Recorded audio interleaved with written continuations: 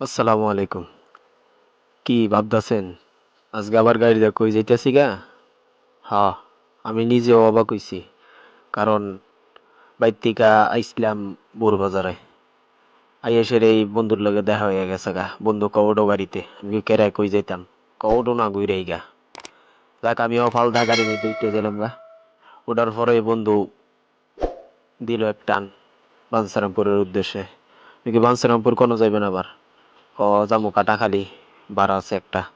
তো যাই হোক গন্তব্যস্থান থেকে যাত্রী লইয়া দিল টান বেলানগরের ভিত্তি দিয়া।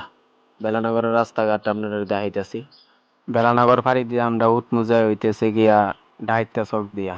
ওমা, এটার নাম আবার ডাইট্টা চক দিল কিল্লি গিয়া। এটার মধ্যে কি আবার আগে ডাইতে ধরতো নাকি?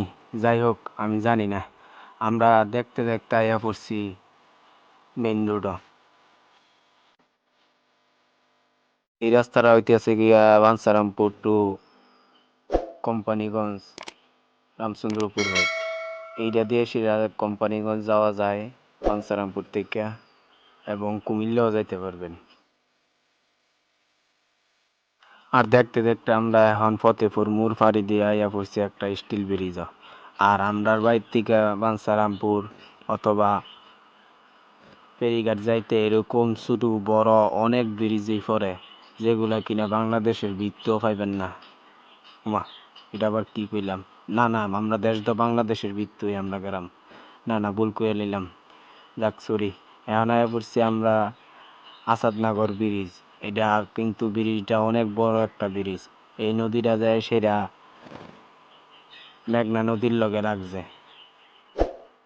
আর আমরা বাইর থেকে যদি নৌকা দিয়া স্বপ্নদ্বীপ ভ্রমণ করতাম চাই, তাইলে এই নদী দিয়ে যাইতে হয়। তো আশা আছে একবার স্বপ্নদ্বীপ ভ্রমণ করবো। আপনারা দোয়া কইরেন, খুব শীঘ্রই ভ্রমণের ভিডিও আসবে। আর দেখতে দেখতে আমরা আসাদনগর ব্রিজ পাড়ি দিয়া দিলাম। বাইরে ভাই কি কইতাম, সিএনজির লেগে গাড়ি চালানি যায় না। একটু পরেই সামনে যায় একটা বামে মোড় আছে, এই মোড় দিয়ে ঢুকাই দিলাম কাটাখালীর উদ্দেশ্যে। অবশেষে আমরা কাটাখালী আইয়া পৌঁছাইলাম। এই হলো আমরা কাটাখালী।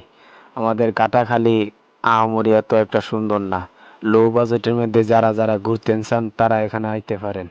ধন্যবাদ সবাইকে। আজকের মতো এখানে বিদায় নিলাম। আসসালামু আলাইকুম রহমতুল্লাহ।